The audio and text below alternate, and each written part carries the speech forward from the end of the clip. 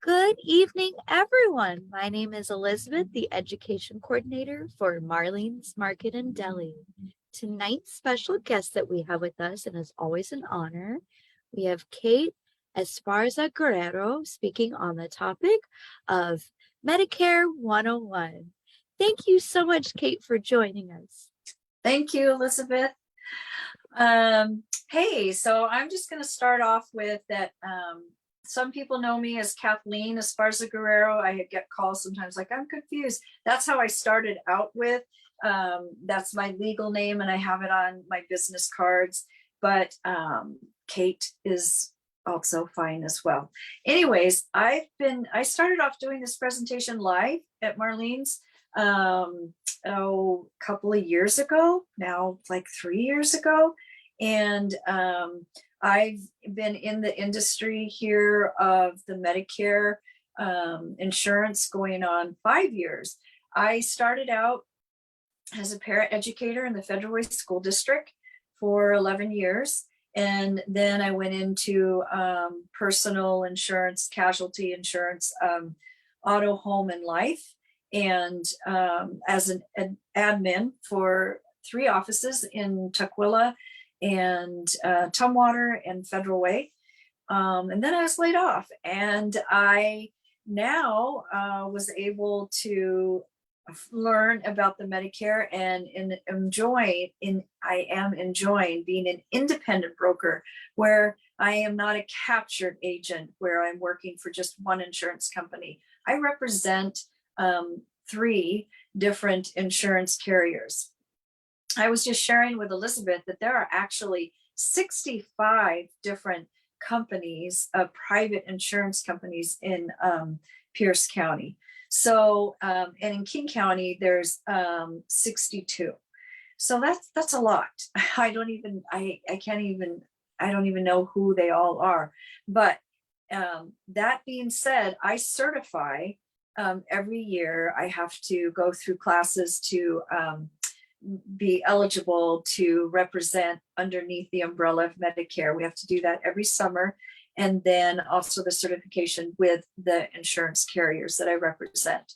And now I'm just going to dive into really quick. I'm not going to go into depth because it can be very overwhelming. And I find that a lot of people, there's a lot of information out there that people are hearing. Like some people are hearing like, hey, I heard there's a buyback on my premium that I'm paying. Depends on, what my zip code is. So that's, and you're getting lots of mail, and it's not all accurate. So first thing, though, I can tell you, Medicare.gov, if you are tech savvy, or if you just go on the internet and you Google search and you put in Medicare.gov, that is the official website where you can pretty much find any answers to your questions, like on the premium and what the Medicare is. Now, Medicare, that's your red, white, and blue, right there, red, white, and blue, which, by the way, my husband and I just became Medicare qualifiers just this past fall. So I understand and I can relate to what everybody is going through. Getting tons of junk mail that I just toss because I obviously already know everything, but it's just, people that I've helped with this, I tell them, throw it away. It's just too overwhelming. But needless to say, the Medicare, that's your federal red, white, and blue. And that is what you are going to be eligible for. 2 different scenarios. One, you age in, is what we call it. You're aging in. So 3 months before you turn 65 and 3 months after you turn 65, you are eligible to enroll into Medicare. Most people I know, or that I've helped with, start that process the 3 months before their birthday so that they can have their insurance begin on their birthday month, the first of their birthday month. If you wait until after that, it doesn't start until the month after you enroll. Okay, so that is also if you are not taking your Social Security, like I'm not receiving and my husband is not receiving Social Security right now. So I had to initiate the enrollment, which brings to point a good reminder.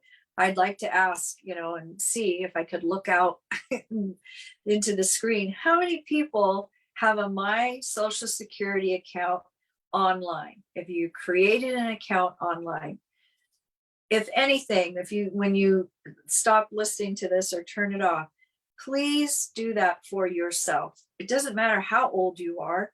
Even people in their 20s or even teenagers can do it. It's a way that you can check on your Social Security activity, meaning you will always, like what we used to get in the mail, the paper that would list out the years that we've worked and how much we've paid in. Well, Social Security is trying to get away from mailing out that hard copy, that paper, and is wanting everyone to go online. And you also can catch if there's any fraudulent activity going on where someone is using your Social Security number. That did happen during the COVID, when people were applying for COVID relief. There was a lot of that going on. And I actually know someone who was able to catch that on her Social Security, that she went online and saw a different email address that didn't match up to what she knew is her email address. So she called Social Security, and sure enough, there was fraudulent activity going on there with her Social Security. So, but going forward, even when you have questions, once you've enrolled in Medicare, if you have any, you need to go upline where you're questioning denial of a payment, or you're needing to get another Medicare card, that is where you're going to want your My Social Security account set up. Okay, enough of that. So then let's go back to the eligibility. Then you will be able to have this card that it'll come to you with your Part A and Part B. Now, there's a lot of us baby boomers that are, such as myself and my husband, we're still working. I'm under my husband's employer group coverage. So my Social Security card only shows Part A. Well, how are you eligible for Part A? By working a total of 10 years of paying into Medicare, or we call it 40 quarters worth. And then you are eligible for coverage for if you have to go into the hospital for inpatient care, or skilled nursing facility, hospice care, or home health care. I was just reading off the list of what Part A is. So being employed, my employer group insurance would be the number one. It would be the payee, the first one that's paying the bill. Then Medicare is in the back seat, meaning, let's say my employer covers 80%, then that 20% goes to Medicare, then Medicare covers 80% of that, and then that remaining 20% comes to me. So that's why you definitely, if you're eligible, you want to take advantage of that. There's a lot of misinformation, and I've heard some people say, they've had other colleagues say, you don't need to have Medicare because you have insurance. You are eligible for Part A. And also, if you're working for a company that's 20 people or less, they are not obligated to still offer the medical coverage under their group employer. So you need to check on that if you are working for an employer with 20 or less employees. So that's the first aging in eligibility. The second aging in is disability. So if you have filed for disability and you have been in the database with Social Security for 24 months under disability, then you will be eligible for Medicare. So you don't have to be 65. You can be, there's people that are a lot younger than 65 that are eligible for Medicare through disability. And also there's certain circumstances too. It's depending on Social Security's determination. So, and those people also, once they turn 65, they also get another opportunity for what we call initial enrollment period. So they get to have that opportunity again for the initial enrollment. That is it on the eligibility. The red, white, and blue, and then enrollment periods when, like I just talked about, the initial enrollment. Oh, I'm going to go back. If you are already enrolled, or if you're already taking your Social Security, you're already getting your Social Security, Social Security is going to automatically enroll you into Medicare. Once, it's usually people get their card 2 months before their birthday and they're like, oh, I didn't have to do anything. That's right. If you are withdrawing your Social Security, it just comes automatically. Mind you, there's like where it's a couple and the spouse is working, and then you are you're taking your Social Security, and now you're getting ready to turn 65. Social Security doesn't know that you are under your spouse's employer group coverage. They're going to send you a card with the Part B on it. So you have to be mindful on letting Social Security know, hey, I have employer group coverage. I do not need Part B. I only need Part A. That can be a headache because then you have to mail your card once you get the card and you're like, wait a minute, I don't need Part B. I don't want to have to start paying a premium for Part B. Oh, you have to mail it back to Social Security with a letter saying, I don't need Part B. And then you wait for Social Security to send you a new card. So it's just a mess. So just remember that if you are receiving Social Security, but you're under your spouse's employer group coverage, and you're going to be turning 65 in the next couple of months, get a hold of Social Security and let them know you do not want Part B. And as you heard me say, Part B has a premium. And the good news for people, that premium is going down for 23. It's gone down to, I just wrote it down, I don't have it memorized yet, as $164.90. And the annual deductible is $226. And for hospital, the deductible is at $1,600 per benefit period. Now, I'm not going to go into the details of what the benefit period is and the annual deductible for Part B, because that is all underneath original Medicare that I'm telling you. And it doesn't matter. There's people that they're like, this is all I want is the original Medicare, and I don't want to have any private insurance.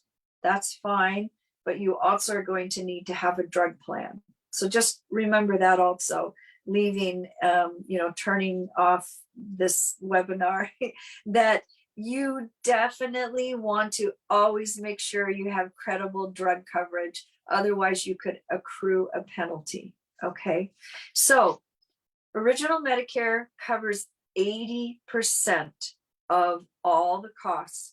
Part B is out of the hospital. Part B is everything that happens outside of the hospital. So Part B is mental health, inpatient, outpatient with mental health, clinical research that you're a participant in it, ambulance, durable medical equipment, preventive, all of that is under B.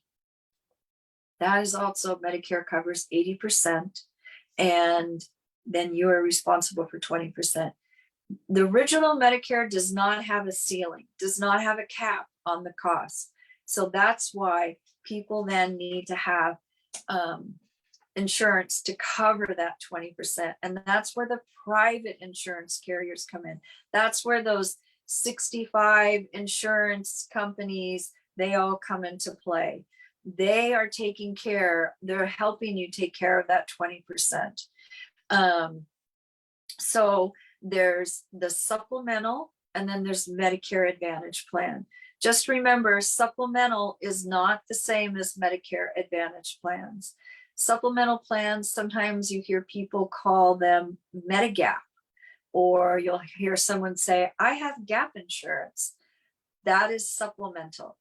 And supplemental, they plans, they're standard plans, they're the same across the board. There are 11 insurance companies that offer supplemental plans. All of those supplemental plans are standard, the same. Medicare, they with supplemental plans, Medicare is the first payer that pays the cost, then the supplemental plan pays, and then what's left, if there's anything, then you pay. There aren't any co-pays or co-insurance with supplemental. So the supplemental plans tend to be a little more expensive, maybe like from $100 up to $200 a month, a little more than 100. I'd say 150 up to 200 some. That's just a range. And that's just for the medical and hospital. That's not prescription. You also then have to have a prescription drug plan. So you would have a supplemental plan, and then you would have a drug plan. So there's three costs. You have your Part B premium that you're paying, the 160.10, and then you have your supplemental plan, and then you have your drug plan. Those are supplemental plans. The second choice are Medicare Advantage plans. They are not supplemental plans, but they also help take care of that 20%. The Medicare Advantage plans have co-pays or co-insurance.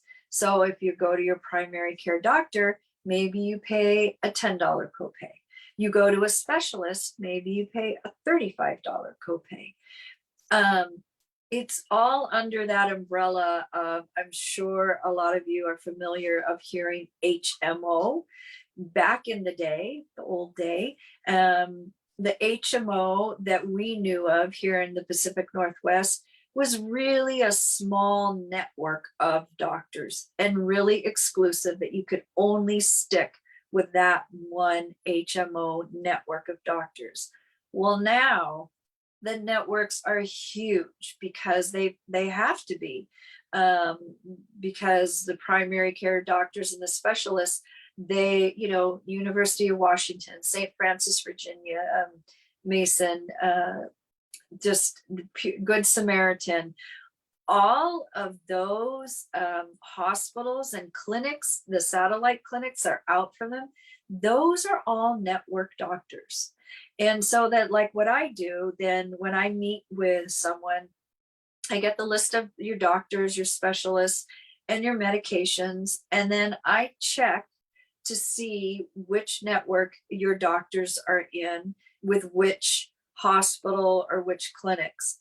Typically, the larger carriers here in our King and Pierce County, if the doctor specialist is in, like one network, let's say University of Washington network, they're usually also going to be, with this one company, they're going to be also in the network for this other insurance company. So that, like, my point is, don't compare what the old school thinking of what HMO was to what it is now. Because, actually there are some supplemental plans that are even starting to hint at that you can get maybe a particular plan. We call it the alphabet soup plan because they go by letters, that you could go by a particular plan that maybe there is, a network, or there is a deductible. So don't let the HMO part, get you worried that you're not going to be able to see a doctor that you want to see. And then that's what my job is too, is that I do that research. What else? Oh, supplemental plans. They do not offer dental or vision. They do have little extra perks, like silver sneakers. But those extra little things that you're hearing, like Joe Namath and different movie stars talk about on these commercials, the vision and dental and hearing aids, and some carriers have massage therapy, acupuncture, chiropractor. Those are with Medicare Advantage plans. So the one thing I want you to remember, it's very customized. Like, and why I'm bringing this up is I was talking to a client last night to where she's on a plan right now that she's not paying. It's a Medicare Advantage plan. She's paying $30 some a month, but she doesn't go to a traditional primary care doctor. She doesn't really see the traditional medicine. She goes to a naturopath, and she also has an acupuncturist that she has to pay out of pocket, because the insurance plan that the company that she's with, they have a network for their naturopaths and their acupuncturists, and her particular naturopath and acupuncturist is not in that network. So what I'm going to do for her is I'm going to check with another insurance carrier to see if that acupuncturist and naturopath is in that particular insurance carrier's network. I've also suggested to her to even talk to her naturopath and the acupuncturist, like, hey, and I tell that to everyone, talk to your favorite specialist or your favorite acupuncturist or your favorite massage therapist, and ask them who, what company, what carrier do you have good luck with in getting the claims paid. So you can do some of that footwork on yourself, because they should be able to tell you. So that being said, supplemental advantage, and then there's prescription drug plans that are separate, that, as I said, people that are on supplemental plans have to get a prescription drug plan. And those vary. There are some prescription drug plans that have a $500 deductible. And then there's some prescription drug plans that have a $0 deductible. That also is the drug plans, they have formularies and tiers, and it's like, I'm not even going to go into all that, but I will talk to you about it if you need help on figuring out which plan is best for you, because maybe you have some asthma medication. There's some medications that are out there in the thousands of dollars that, depending on the tier that your medication falls under. So there's rx.com. There's also grants that you can get. I work with a colleague that he is really good at helping find. There was a particular medication. I had a client that he takes for his white blood count, something, and it's like something like $3,000 a month. And so my colleague, he actually found a link for that manufacturer, and so I gave that to my client for him to reach out to the manufacturer to see, because the manufacturers do help out people with coupons. So I have access to that on helping people with that. I think that's it. I don't really, want to overwhelm anyone. That's right now is the annual enrollment period. So that's a time when you can enroll, like if you're on a supplemental plan and you want to go into a Medicare Advantage plan, or if you just had original Medicare and you want supplemental, this is the time from October 15th through December 7th. Then after that, there's another enrollment period called open enrollment, which is from January 1st through March 31st. And that is for people that are on Medicare Advantage plans that maybe it's like, I've heard somebody call it a mulligan. It's like you get a second chance.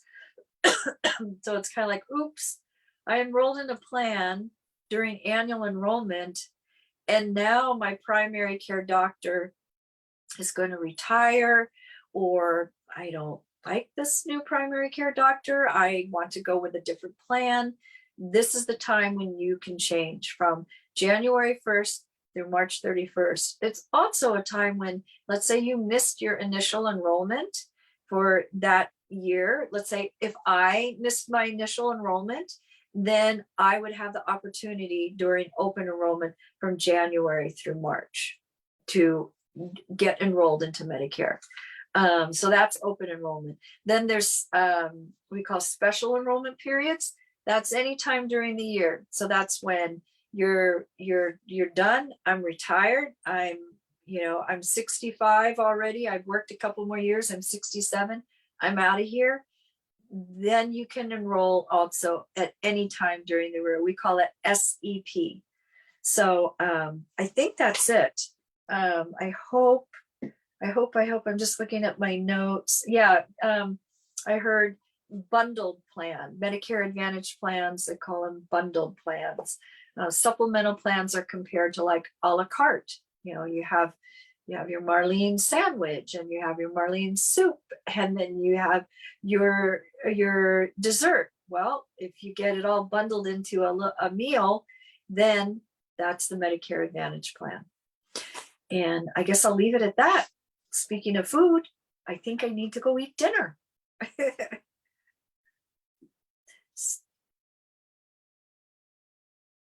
Oh, it looks like, so let's see. It looks like Elizabeth is, I don't know if people know this. Also, you probably have heard already, especially if you're receiving Social Security payments, that the COLA, cost of living adjustment, that happens in the fall.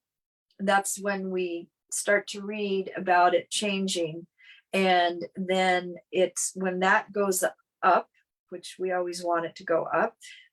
It's shortly after that then we hear the Part B premium is also going to decrease, as it did, yay, or go up a little. It'll probably go up a little next year, 2024, but I don't know, maybe not. So because it was $170.10 for 2022. So now it's a nice little reprieve for it to go down. And as I was saying, Elizabeth, as I ended talking about the a la carte and Marlene's meal all in one, I said, I'm just going to end it at that because I'm ready to go to dinner. Yeah, all that talk of the good Marlene's food and delicious knowledge of Medicare. Oh yeah. Oh yeah. So yes, and and I want people to know that no obligation. I have people that I've met like 2 times, as I found a lot of baby boomers are good at planning, that they're just like, I don't know what to do.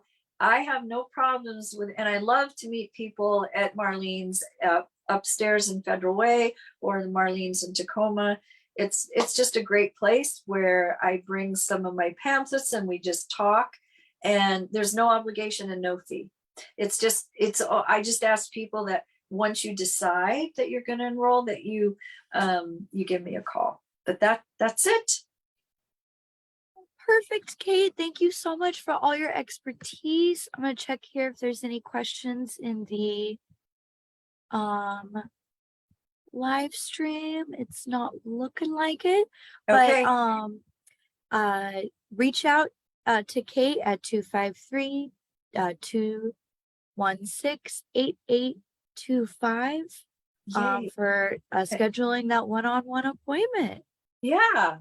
Yeah. I do really, it's my favorite part of it, really, is meeting and sharing. I learned so much from everyone. There's just, everyone has a different story of what they're going to need, and every household, if there's a couple, it doesn't have to be the same. I have many couples where one has one type of plan and the other has a different.